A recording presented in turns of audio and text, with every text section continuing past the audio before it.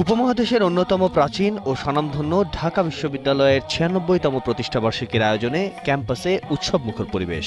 Cake কেটে ও পায়রা উড়িয়ে কর্মসূচির উদ্বোধন করেন উপাচার্য অধ্যাপক মশ আরিফিন সিদ্দিক। জাতীয় সঙ্গীত পরিবেশনের সাথে উত্তোলন করা হয় জাতীয় পতাকা, পাশাপাশি উত্তোলন করা হয় বিশ্ববিদ্যালয় ও বিভিন্ন হলের পতাকা।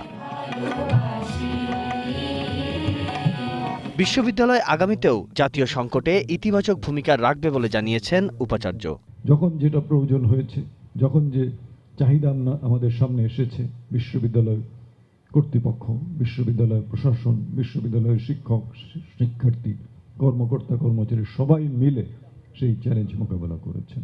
এই বিশ্ববিদ্যালয়ের ছাত্রছাত্রীদের পরাভূত করা যায়নি। বিশ্ববিদ্যালয় শিক্ষার্থীদের আরও মানবিক মূল্যবোধ সম্পন্ন ও সুনাগরিক হিসেবে গড়ে ওঠার আহ্বানও জানান তিনি। একাডেমিক লেখাপড়া, গবেষণা এর পাশাপাশি আমাদের একটা বড় দায়িত্ব এসে গেছে আমাদের এই স্নাতকদের উন্নত নৈতিক চরিত্রের মানুষ হিসেবে গড়ে তোলা।